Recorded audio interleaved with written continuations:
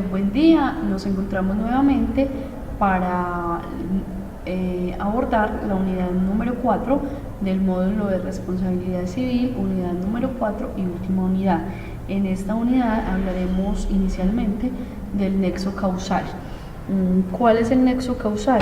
Han sido varias las teorías que se han planteado al respecto del tema, pues no ha habido claridad en cuanto a determinar cuál es la causa que se considera como nexo causal, o para ponerlo en otros términos, cuál es el hecho dentro de la cadena de hechos anteriores a la producción del daño que determinó su ocurrencia. Veamos entonces cuáles han sido las teorías existentes para luego poder determinar cuál es la que a nuestro juicio debe ser adoptada. Considero que es necesario que miremos las teorías, porque con base en estas teorías vamos a poder tener una idea más clara para poder saber cuál es la teoría que nosotros en Colombia adoptamos sobre ese nexo causal. Primero tenemos la teoría de la equivalencia de condiciones. Esta teoría fue acogida por los franceses y constituyó el primer esfuerzo de desentrañar el significado de la causalidad. Según esta teoría, todas las causas que intervinieron en el hecho fueron necesarias para su ocurrencia. En otros términos, ella propugna porque cualquier causa que intervenga en el resultado origina responsabilidad, es decir, que si el demandado participó con una de las causas o con causas, esto es suficiente para responsabilizarlo. Se encuentran deficiencias en la aplicación de esta teoría, puesto que no se puede considerar que todas o cualquiera de las causas que conforman la cadena causal de un hecho puedan ser consideradas como suficiente para determinar la responsabilidad de un agente. Ello conllevaría a que la responsabilidad se le atribuyera a un sinnúmero de causas que en muchas ocasiones no se encuentran directamente relacionadas o con la producción del efecto dañino. O también podría pasar que el verdadero responsable resultara exonerado, pues si antes de su actuación existieron otras actuaciones que también son consideradas causas productoras del daño, el análisis de todas ellas harían perder de vista la verdadera causa o la actuación del real responsable. Por ello, esta teoría no puede ser aplicada al concepto de nexo causal en la responsabilidad civil. Causa próxima, otra de las teorías. Como su nombre lo indica, esta teoría restringe la causa a la condición necesaria inmediatamente anterior a la ocurrencia del daño. Con ello, el último suceso en la cadena causal se considera productor del resultado, ya que este es el que destruye el equilibrio entre las condiciones favorables y desfavorables al acaecimiento del daño. Esta teoría no puede aceptarse, pues algunas de las soluciones proporcionadas por ella irían en contra de la lógica, y adicional a ello no parece justo atribuirle el resultado de un daño a una situación que, aunque cronológicamente ha sido la más próxima, no influyó en nada en el producto final. Por esto rápidamente surgieron nuevas teorías. Otra teoría, condición preponderante. La presente propuesta matiza la de la causa próxima al reputar como causa aquella condición que logra imponer sobre las otras el rumbo necesario para que se dé el evento dañoso. Con esta teoría se considera que causa es solo aquella actuación voluntaria del hombre, y por lo tanto se busca encontrar dentro de una cadena de actuaciones aquella que determina el comportamiento que da lugar al daño, pero aún no es satisfactoria la respuesta, pues no mira las posibles omisiones que dentro de la cadena se puedan presentar. Causa eficiente, esta es otra de las teorías. Esta teoría considera que no todos los antecedentes a la producción de un daño lo causan como conjunto. Solo algunas pueden llamarse estrictamente causas en la medida en que producen el efecto, y para determinarlo se clasifican los antecedentes en causas, condiciones que permiten la actuación de la causa o remueven el obstáculo, y ocasiones que favorecen la eficiencia. Los demás serán circunstancias indiferentes. Esta teoría entiende como causa la que participó en forma decisiva y preponderante en la producción del daño, la que efectivamente lo produjo, no la que sirvió de medio u ocasión para el mismo. No necesariamente es el evento más cercano al daño, como ocurre en la teoría de la causalidad próxima, así como tampoco se refiere a la causa inicial o a la que normalmente es apta para producir un daño. Puede ser cualquiera de ellas, lo importante es que haya generado un daño. Esta teoría da mucha opción al juez para la toma de una decisión. Es a él a quien corresponde evaluar si el evento que se le presenta efectivamente generó los perjuicios cuya reparación se demanda. Es un criterio por su flexibilidad que da al juez del caso concreto cierta libertad para plasmar en la decisión su idea de justicia. La causa adecuada. Esta teoría se basa en tratar de descubrir dentro de los hechos el que produzca un efecto de los que se podría considerar como consecuencia normal de este. Se concluye que son causas solo aquellas que resultan previsibles de la comisión de los hechos. Cada caso debe ser estudiado en abstracto. ¿Ello qué quiere decir? Que se debe comparar lo ocurrido con un modelo determinado por la normalidad.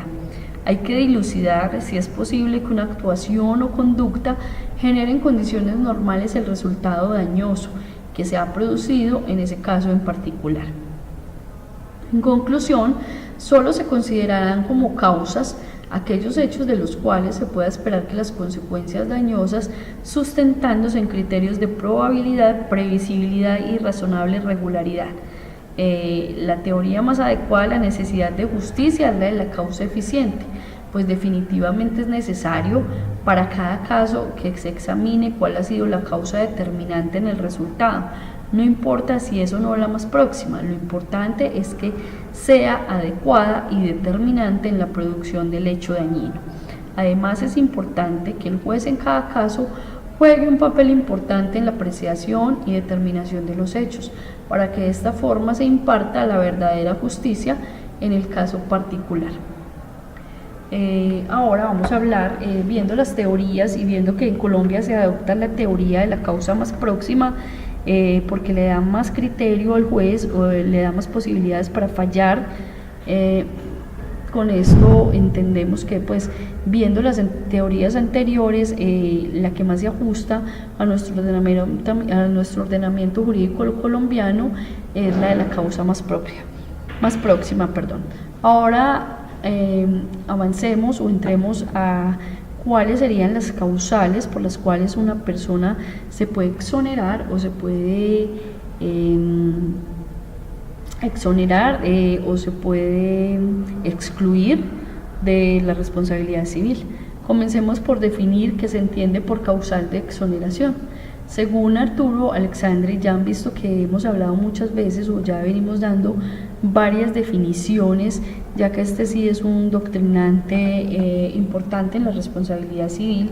Entonces él define que hay causa eximiente de responsabilidad cuando el daño proviene de un hecho que no es imputable a dolo o culpa de la gente. Este podrá ser su autor aparente o material, pero no es un autor responsable. Si estas causas obstan a la responsabilidad del autor del daño, no es como creen algunos, porque falta la relación causal. Esta supone la culpa o dolo de la gente y aquí no hay ni culpa ni dolo. De la noción dada por Alexandri se deduce que las causas de exoneración nada tienen que ver con el rompimiento del vínculo causal, puesto que para el tratadista en mención efectivamente no han existido ni culpa ni dolo en el agente, por lo que sería imposible sostener el rompimiento de la relación de causalidad entre este elemento, culpa o dolo, y el daño producido.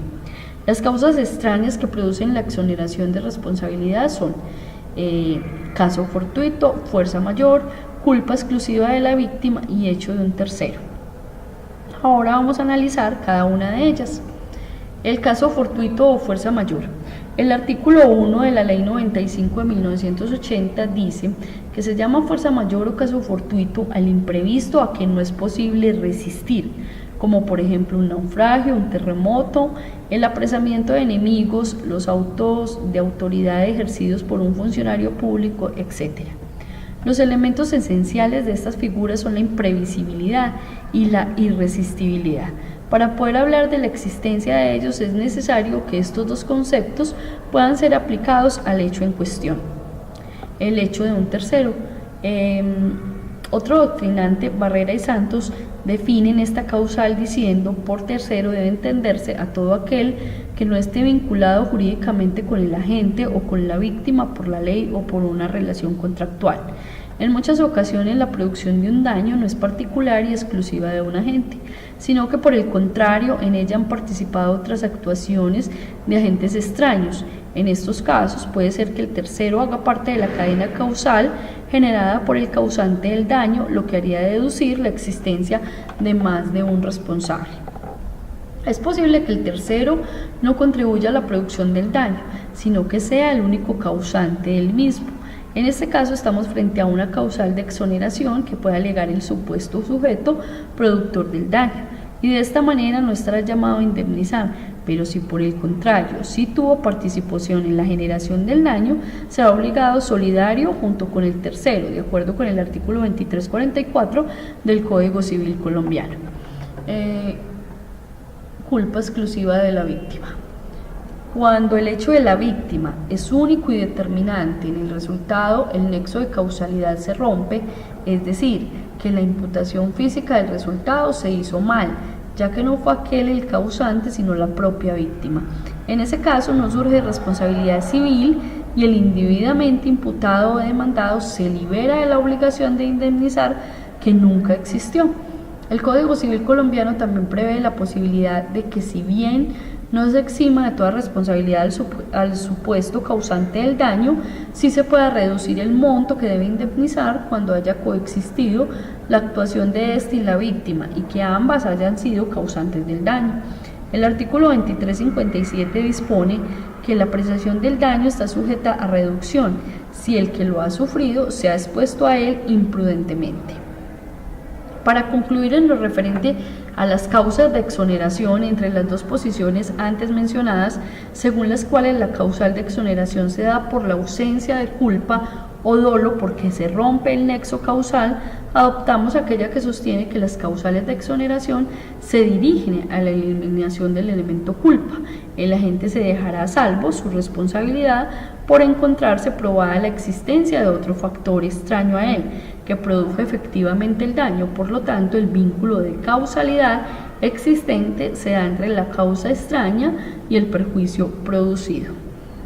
Ahora veamos cuáles serían las causales de justificación en la responsabilidad civil.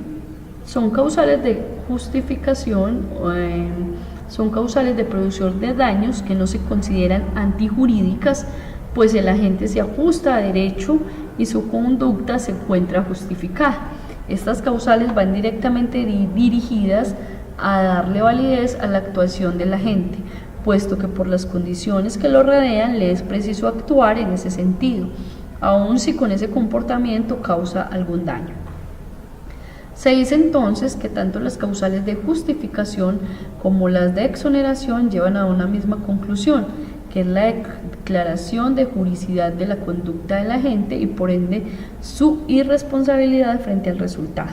A pesar de la identidad en el efecto jurídico de la conducta, se trata de dos situaciones diferentes, pues en la justificación el sujeto se ajusta a derecho porque la ley o la víctima le dan la facultad de actuar o no de determinada manera. Y en cambio, en la exoneración lo que ocurre es que la conducta no es una causa jurídica del daño y por ende no configura un incumplimiento de no dañar a otro. Las causas que justifican la realización del hecho serían el consentimiento de la víctima.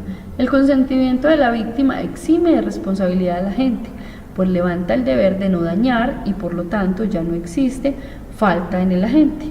En Colombia, los diferentes tratadistas sostienen un planteamiento donde se conjugan los elementos culpabilista causal y se tiene entonces que cuando la víctima ha producido el daño con culpa, el demandado queda exonerado de toda responsabilidad. Si la víctima con su comportamiento culposo fue la única causante del daño, también exonerará al demandado. Pero si por el contrario, tanto el comportamiento de la víctima como el del agente influyen en la producción del daño, no lo exonerará por completo de responsabilidad, sino que se dará lugar a la reducción de esa indemnización.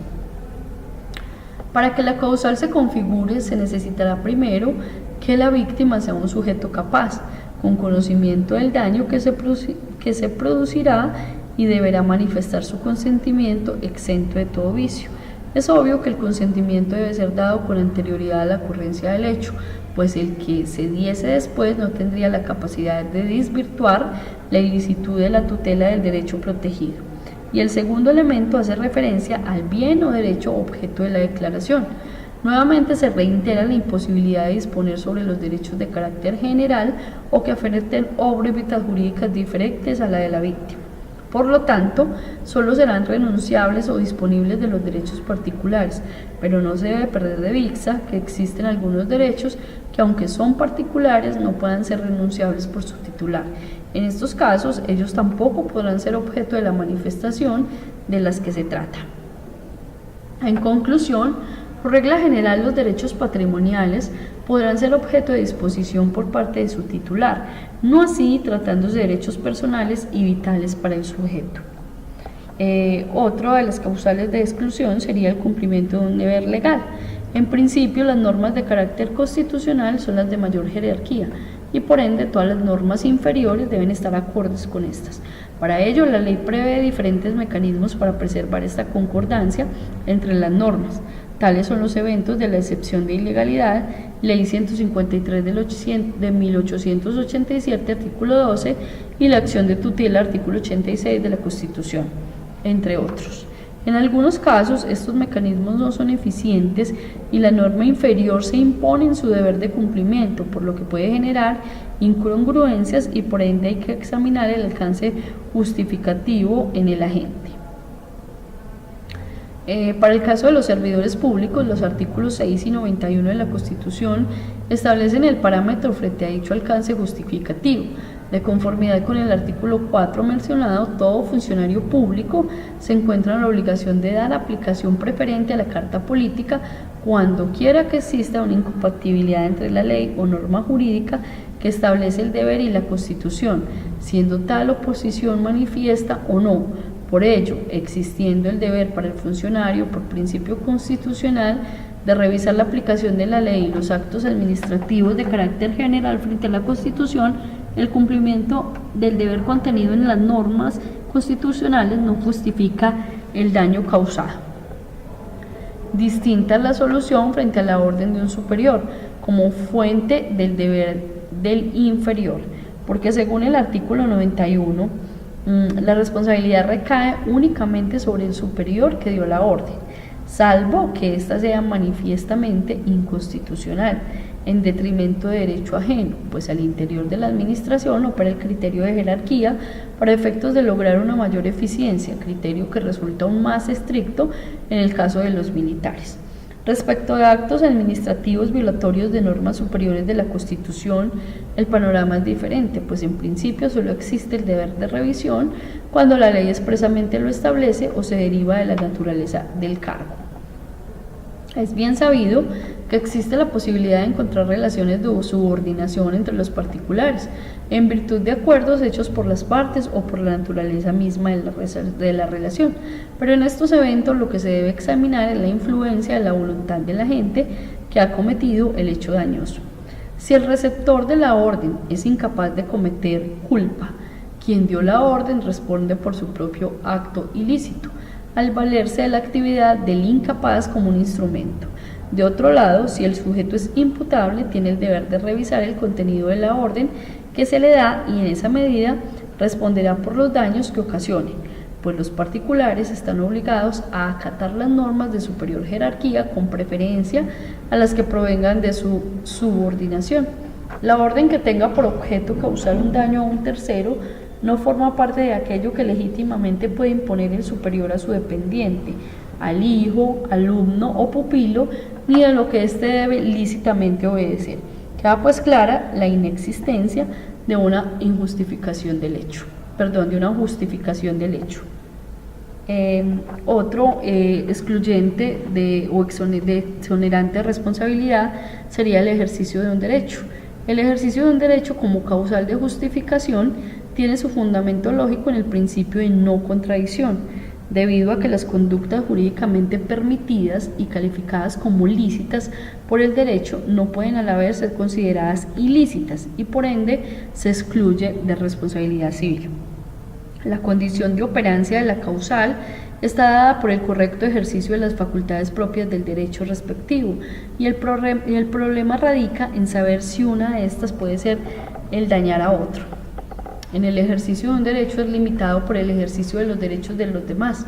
Luego se garantiza la libertad de quien lo ejerce, pero con el correlativo deber de no perjudicar los derechos y libertades de los otros. Existen unos límites específicos al ejercicio de los derechos subjetivos. Por ejemplo, la ley delimita según la naturaleza del derecho algunas actuaciones sobre el mismo. Hay ocasiones en que la ley no impone límites atendiendo al comportamiento que deba observar el titular, sino que se refiere a circunstancias de tiempo, modo y lugar en que ellas deben ser ejercidos. Además de la existencia de la ley como límite al ejercicio de los derechos, existen también los valores y el entorno axiológico de la sociedad en la cual se ejercen los mismos. Las normas no solo observan comportamientos lícitos o no, sino que contienen todo un bagaje axiológico, teleológico, morfológico y cronológico. En conclusión, se hablará de una causal de justificación cuando durante el ejercicio del derecho de su titular, aunque sea provocado un daño, este es mínimo y es apenas lógico que sea soportado por la víctima, pues de lo contrario, tal derecho nunca podría ser ejercido. Se parte de la base de la justicia y en esa medida se debe analizar si el sujeto perjudicado debe soportar un poco de daño con tal de que el otro pueda ejercer plenamente su derecho, eso sí, enmarcado entre los límites que la ley misma le impone y siguiendo los criterios según los cuales el derecho está correctamente ejercido. Con esto damos por finalizado este módulo de responsabilidad civil. Espero nos volvamos a ver en una próxima oportunidad. Muchas gracias.